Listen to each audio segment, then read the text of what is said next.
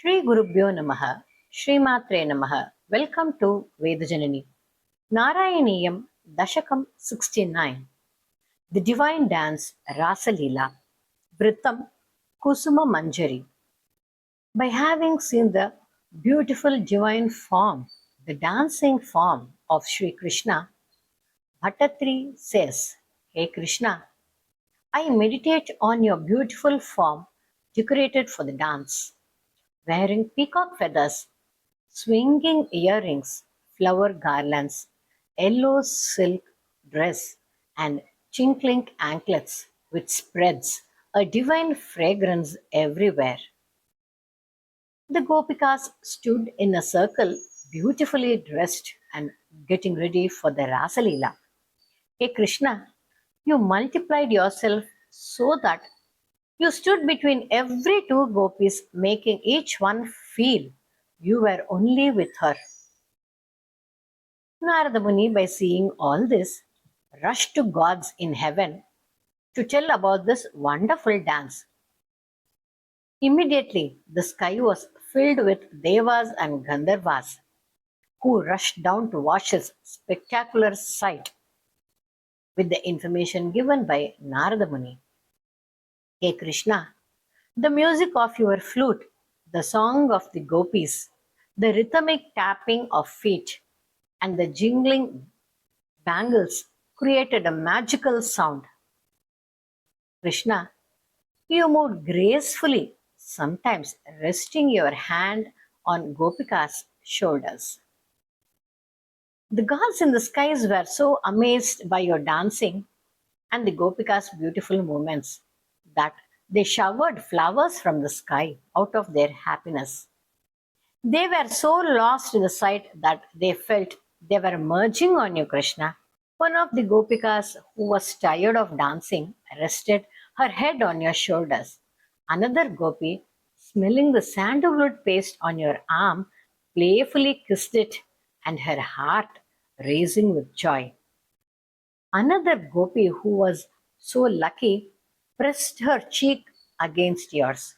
All the Gopikas felt a level of happiness that cannot be described as they were dancing with the Lord of the universe himself.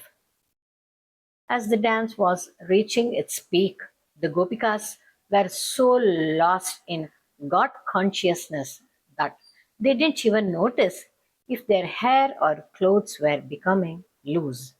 Even the stars in the sky stopped moving to watch their Rasalila.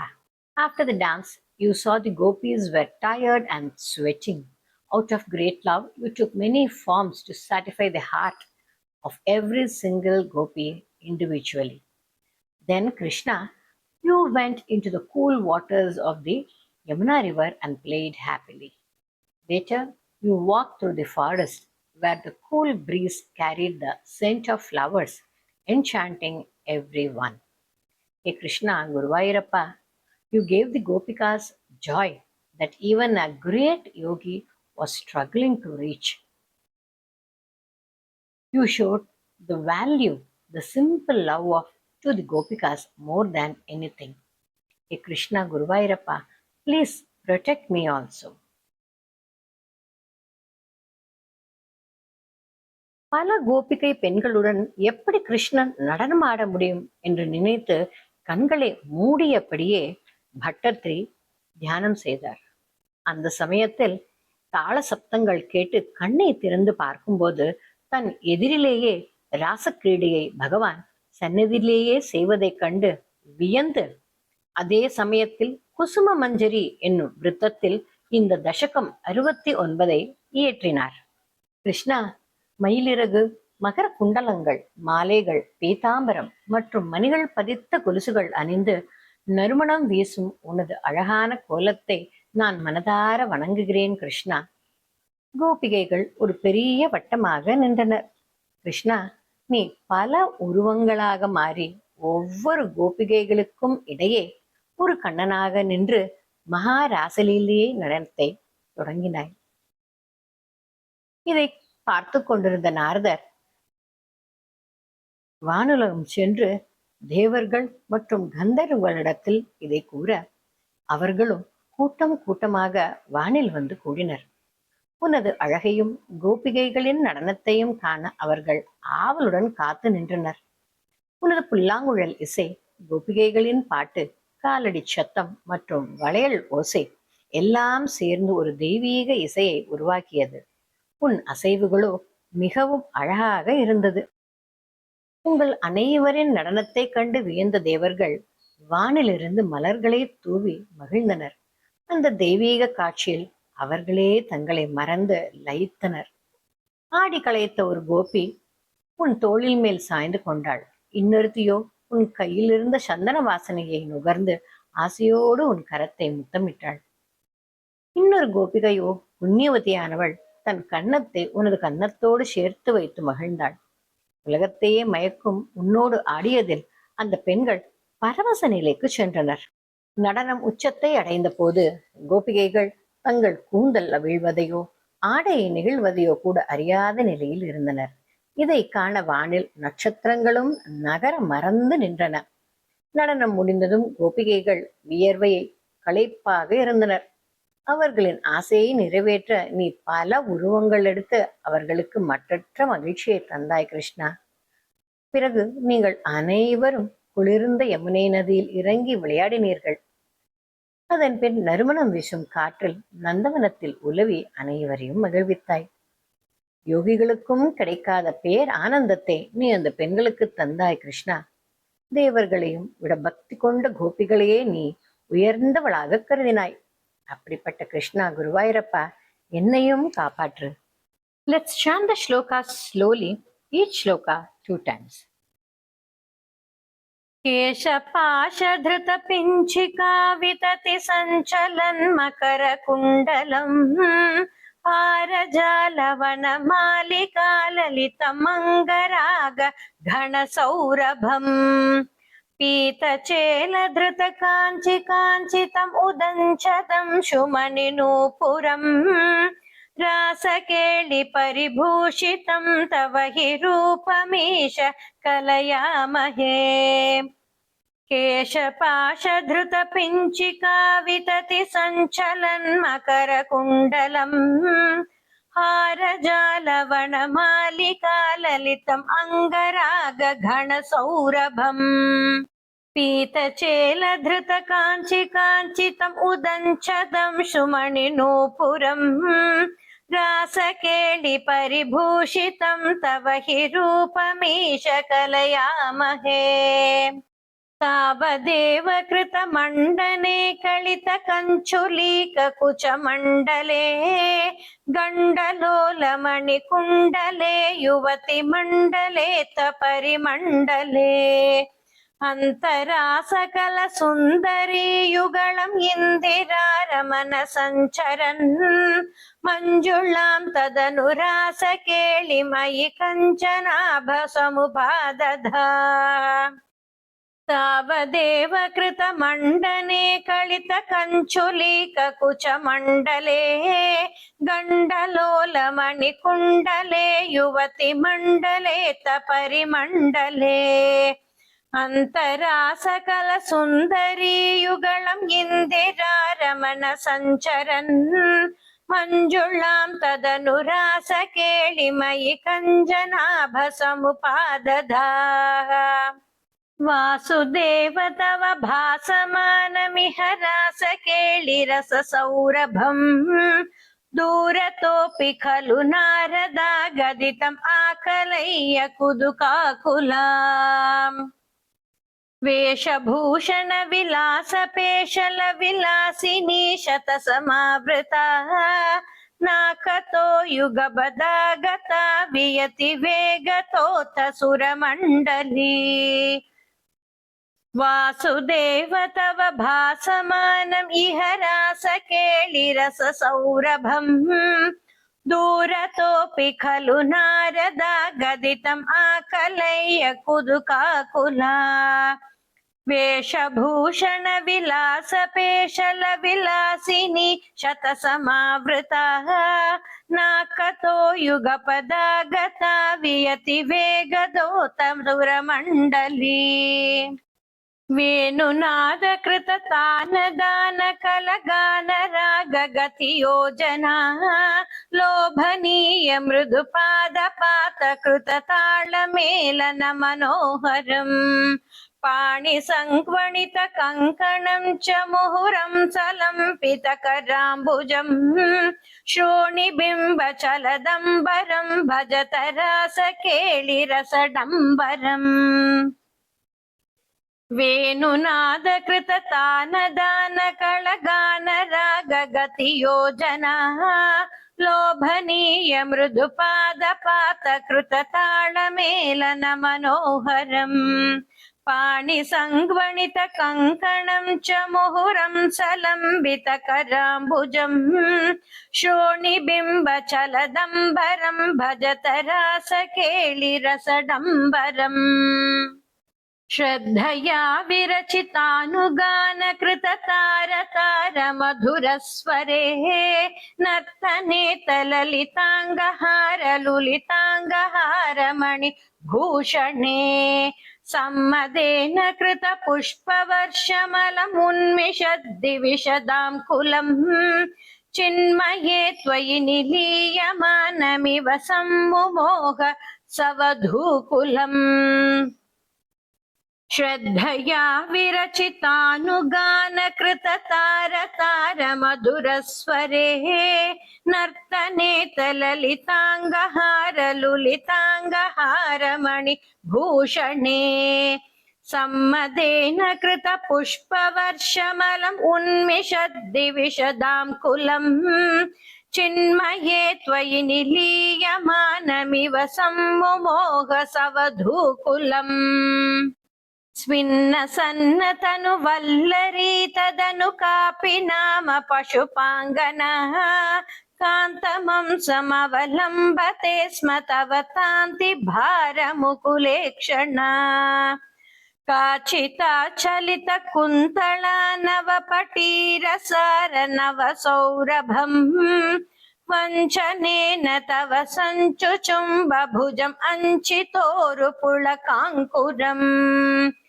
ಸ್ವಿನ್ನ ಸನ್ನತನು ವಲ್ಲರಿ ತದನು copy ನಾಮ ಪಶುಪಾಂಗನಾ ಕಾಂತಮಂಸಂ ಅವಲಂಬತೆ ಸ್ಮ ತವ ತಾಂತಿ ಭಾರ ಮುಕುಲೇಕ್ಷಣ ಕಾಚಿತಾ ಜಲಿತ ಕುಂತಳ ನವ ಪಟೀರ ಸಾರ ನವ ಸೌರಭಂ ವಂಚನೇನ ತವ ಸಂಚುಚುಂಬ ಭುಜಂ ಅಂಜಿತೋರು ಪುಳಕಾಂಕುರಂ copy ಗಂಡ ಭುವಿ ಸನ್ನಿಧಾಯ ನಿಜ ಗಂಡ ಮಾಕುಲಿತ ಕುಂಡಲಂ ಪುಣ್ಯಪೂರ ನಿಧಿರನ್ವವಾಪ ತವ ಪೂಗ ಚರ್ವಿತರ ಸಾಮೃತಂ ಇಂದಿರಾ ವಿಹೃತಿ ಮಂದಿರಂ ಭುವನ ಸುಂದರಂ ಹಿ ನಟನಾಂತರೇ ತ್ವಾಮವಾಪ್ಯ ತದುರಂಗನಾತ್ ಕಿಮುನ ಸಮ್ಮದೋನ್ಮದ ದಶಾಂತರಂ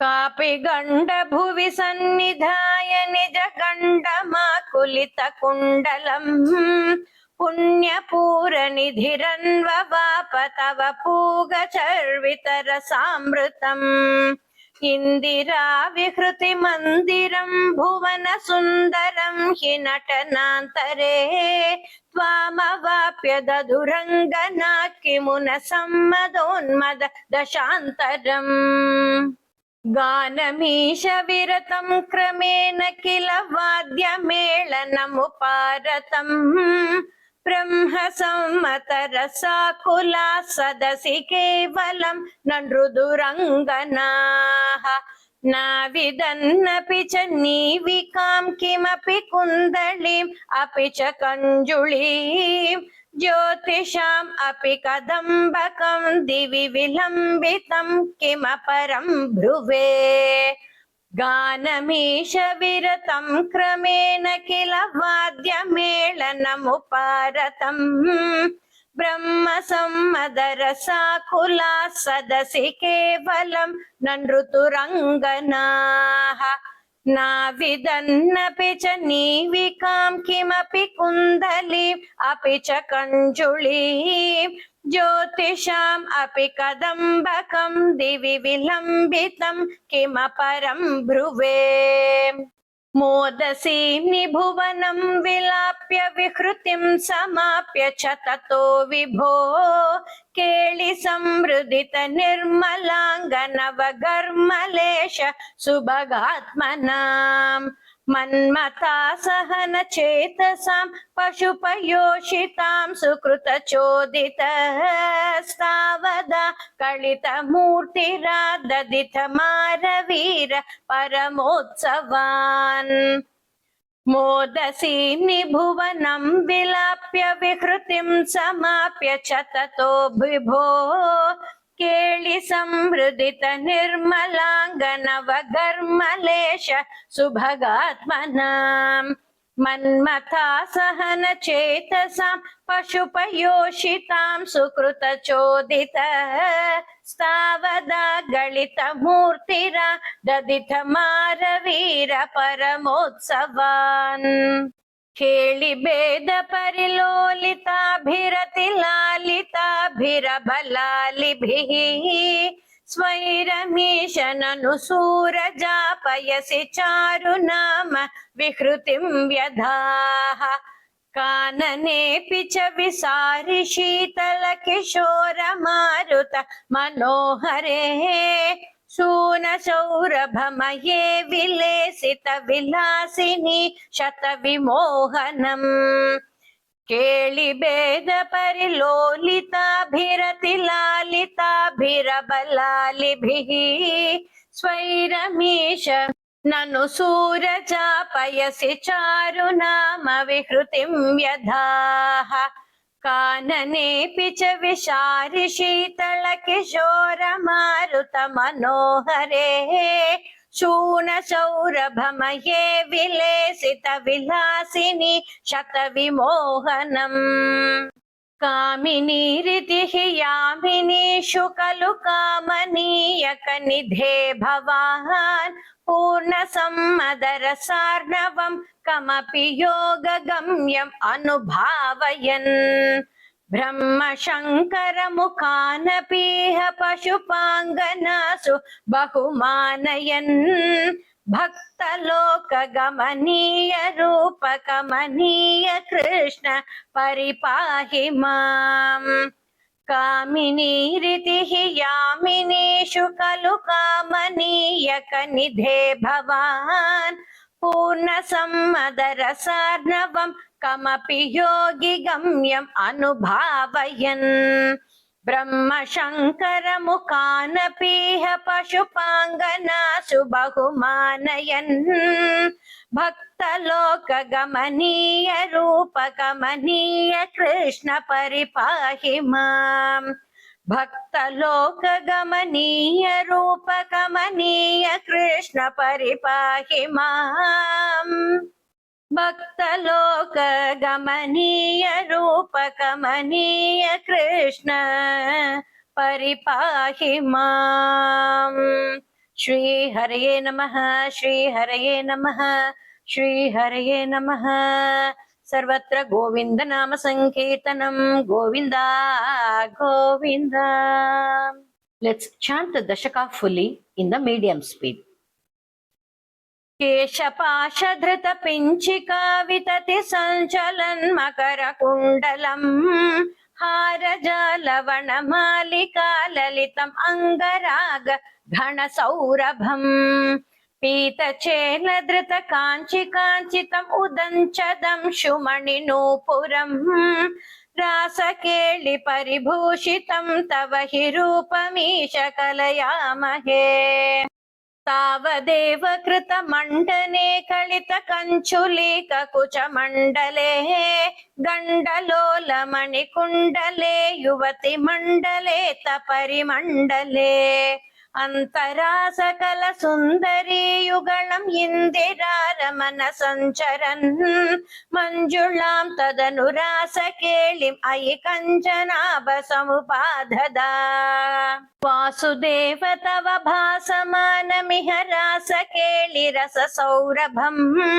ದೂರತೋಪಿ ಖಲು ನಾರದಾಗದಿತಂ ಆಕಲಯ್ಯ ಕುತುಕಾಕುಲ ವೇಷಭೂಷಣ ವಿಲಾಸ ಪೇಶಲ ವಿಲಾಸಿನಿ ಶತ ಸಮಾವೃತ ನಾಕತೋ ಯುಗ ಪತಾಗತ ವಿಯತಿ ವೇಗತೋತ ಸುರಮಂಡಲಿ ವೇಣುನಾದ ಕೃತ ದಾನ ದಾನ ಕಲಗಾಣ ರಾಗ ಗತಿ ಯೋಜನಾ ಲೋಭನೀಯ ಮೃದು ಪಾದ ಪಾತ ಕೃತ ತಾಳಮೇಲನ ಮನೋಹರಂ ಪಾಣಿ ಸಂಗ್ವಣಿತ ಕಂಕಣಂ ಚ ಮುಹುರಂ ಸಲಂಬಿತ ಕರಾಂಬುಜಂ ಶೋಣಿ ಬಿಂಬ ಚಲದಂಬರಂ ಭಜತ ರಾಸ ಕೇಳಿ ರಸ ಡಂಬರಂ ಶ್ರದ್ಧಯಾ ವಿರಚಿತಾನುಗಾನ ಕೃತ ತಾರ ತಾರ ಮಧುರ ಸ್ವರೇ ನರ್ತನೆ ತಲಲಿತಾಂಗಹಾರ ಲುಲಿತಾಂಗಹಾರ ಮಣಿ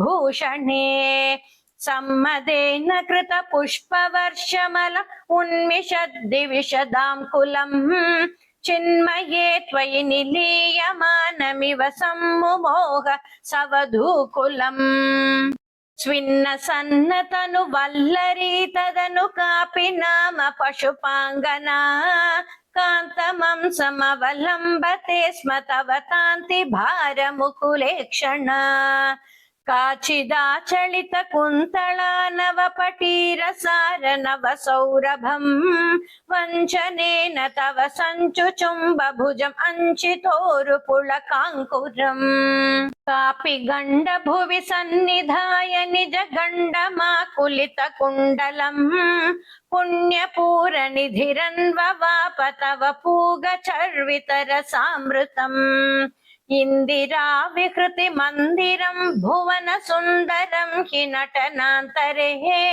ತ್ವಾಮವಾಪ್ಯ ತದುರಂಗನಾ ಕಿಮುನ ಸಮ್ಮದೋನ್ಮದ ದಶಾಂತರಂ ಗಾನಮೀಶ ವಿರತಂ ಕ್ರಮೇಣ ಕಿಲ ವಾದ್ಯ ಮೇಳನಮುಪಾರತಂ ಬ್ರಹ್ಮ ಸಮ್ಮತರ ಸಾಕುಲ ಸದಸಿ ಕೇವಲಂ ನೃತುರಂಗನಾಃ ನಾವಿದನ್ನಪಿ ಚ ನೀವಿಕಾಂ ಕಿಮಪಿ ಕುಂದಳೀಂ ಅಪಿ ಚ ಕಂಚುಳೀಂ ಜ್ಯೋತಿಷಾಂ ಅಪಿ ಕದಂಬಕಂ ದಿವಿ ವಿಲಂಬಿತಂ ಕಿಮಪರಂ ಬ್ರುವೇ मोधसीं निभुवनं विलाप्य विहृतिं समाप्य च ततो विभोः केळि संहृदित निर्मलाङ्गनवगर्मलेश सुभगात्मनाम् मन्मथा सहन चेतसां पशुपयोषितां सुकृतचोदितः स्तावदा गलित मूर्तिरादधित मारवीर परमोत्सवान्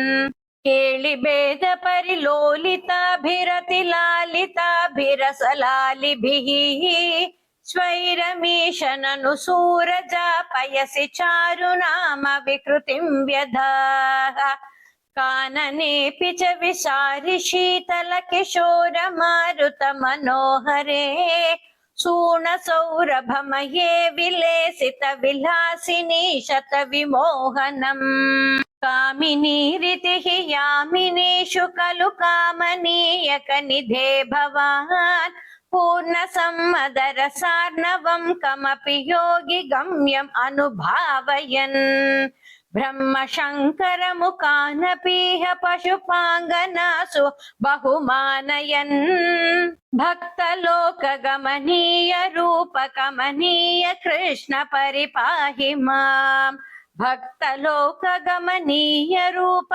ಕಮನೀಯ ಕೃಷ್ಣ ಪರಿಪಾಹಿ ಮಾಂ ಭಕ್ತಲೋಕ ಗಮನೀಯ ರೂಪ ಕಮನೀಯ ಕೃಷ್ಣ ಪರಿಪಾಹಿ ಮಾಂ ಶ್ರೀ ಹರಯೇ ನಮಃ ಶ್ರೀ ಹರಯೇ ನಮಃ ಶ್ರೀ ಹರಯೇ ನಮಃ ಸರ್ವತ್ರ ಗೋವಿಂದ ನಾಮ ಸಂಕೀರ್ತನಂ Govinda Govinda. I request you to subscribe to Veda Janani and hit a like and share with your family and friends.